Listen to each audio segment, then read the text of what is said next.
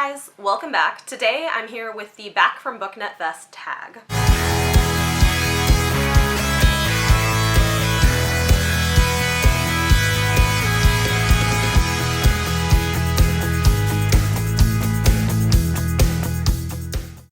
This tag was created by Injiri over at Onyx Pages, who I love. Excuse me if I sound weird, I have a cough drop in my mouth because I think I'm getting sick.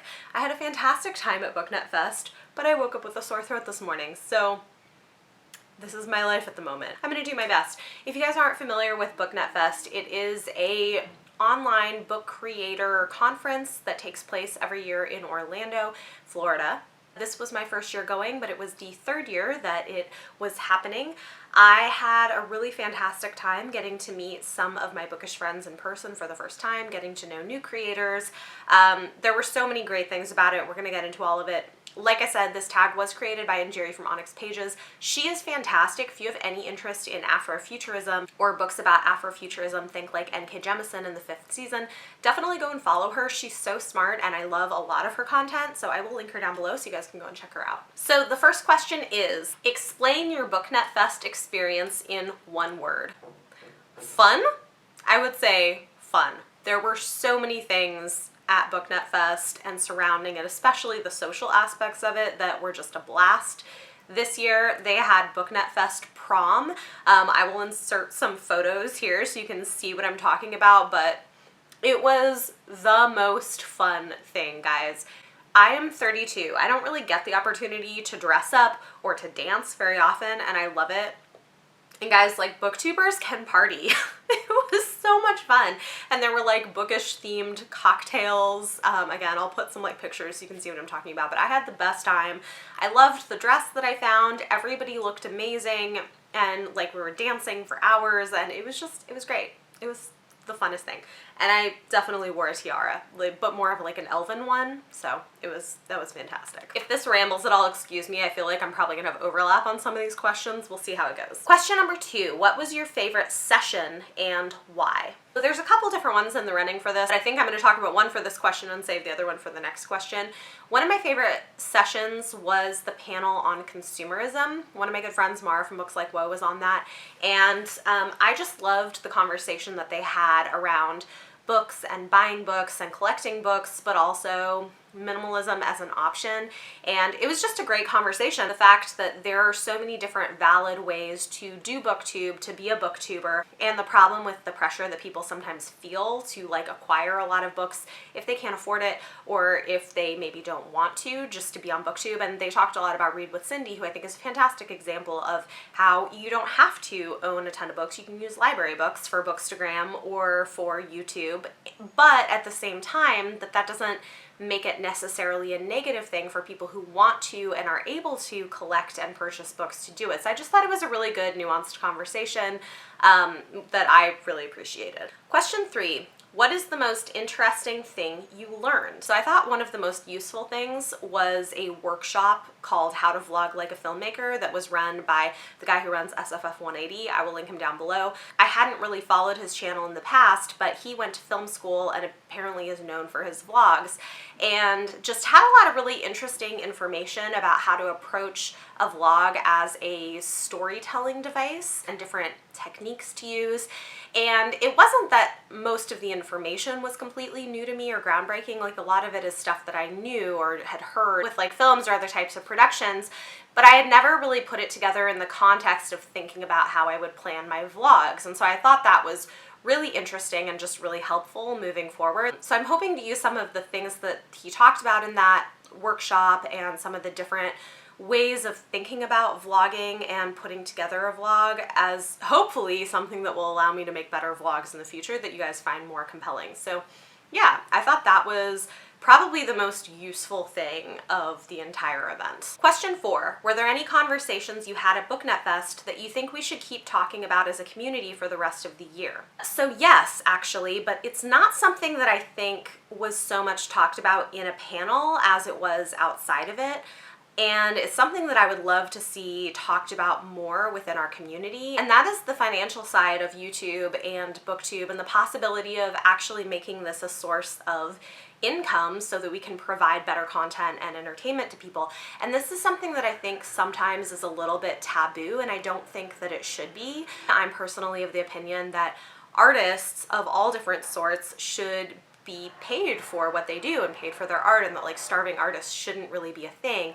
And I do think that YouTube, while it's different, is a form of that you're creating entertainment, you're creating content, you're adding value. It is completely legitimate given the amount of time and energy and resources and like purchasing equipment, etc., that goes into it, to turn it into a business and approach it with a business mindset.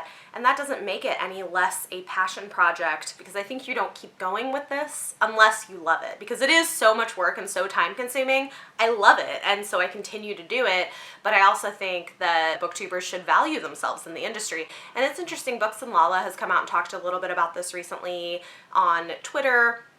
Read with Cindy recently made a video about this. Murphy Napier made a video about income on Booktube. And I think sometimes booktubers are told like, oh, well, there's no way that you can. The reason I'm talking about this is a conversation I had with a lot of my friends kind of off of the panel, and I thought it was really compelling and interesting, and I would love to see it talked about more in the community. It was so nice to have people in person to talk to about it. But I think booktubers are often told like, oh, don't expect to ever make money off of this, where the reality is that you can. I mean, yeah, you're probably never going to be like a millionaire or like make the kind of money that PewDiePie or these giant YouTubers with huge platforms make, but it can be a real source of income, and I think that's okay. And I also think that it's okay if this is really legitimately just a side hobby and that's not something you're interested in. But I also think it's completely legitimate for it to be a source of like monetary income. Excuse me, there's like clearly construction happening in my building, so if that is coming through on camera, that's why.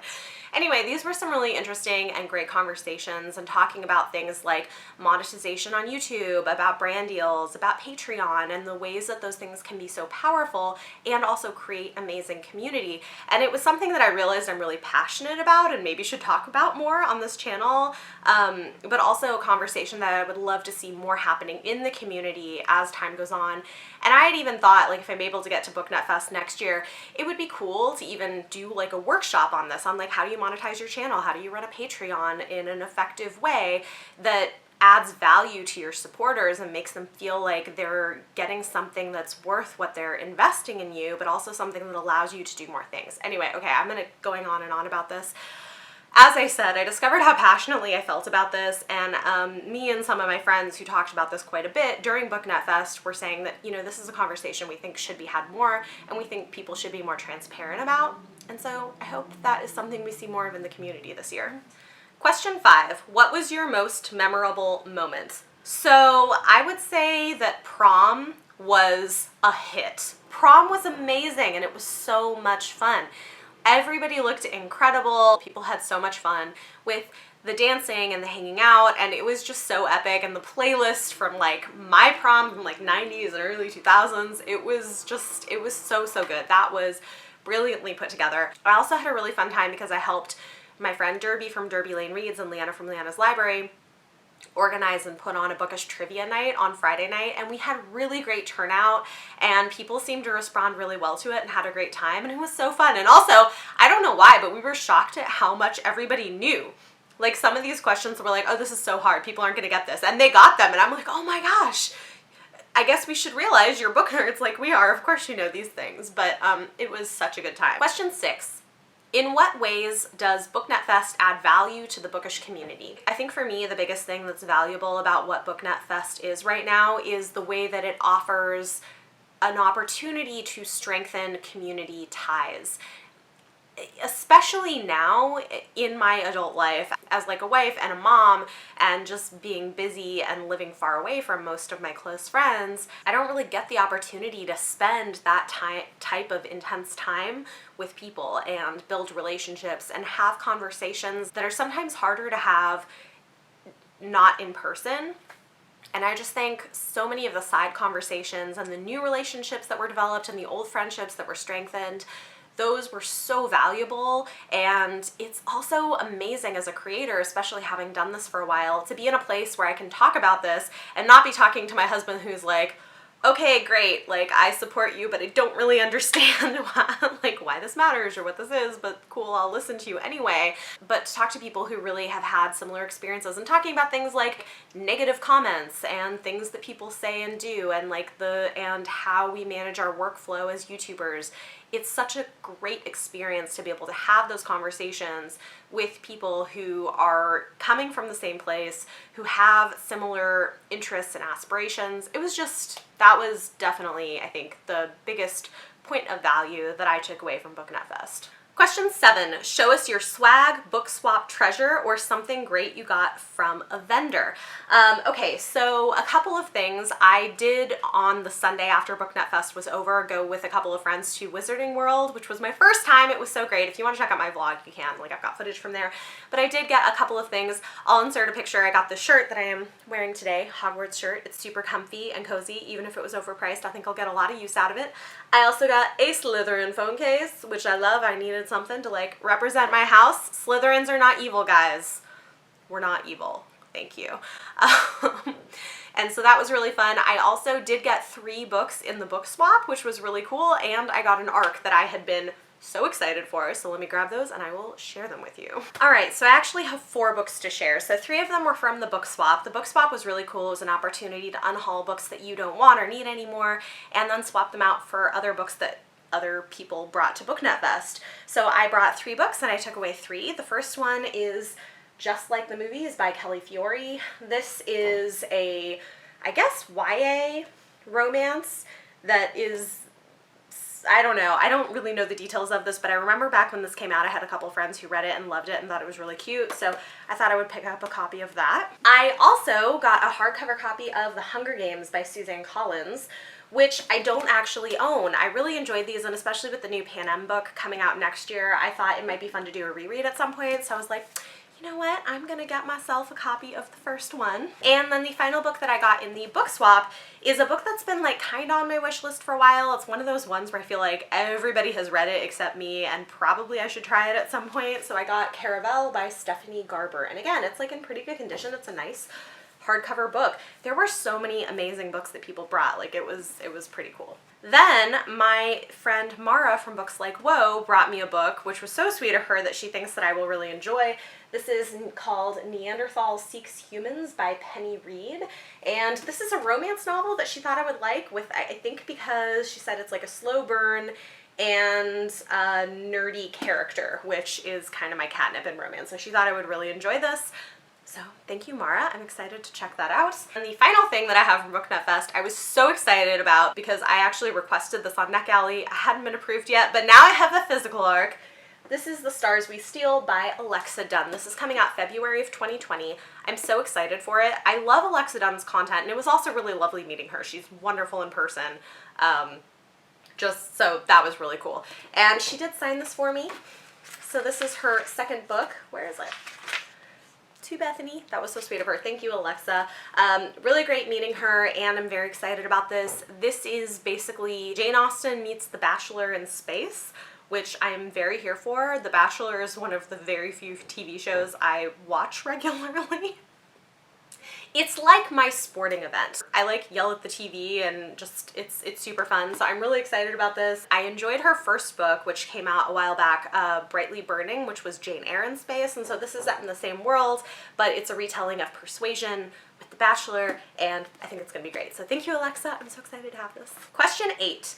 Shout out a few content creators who inspired you and BookNet Fest.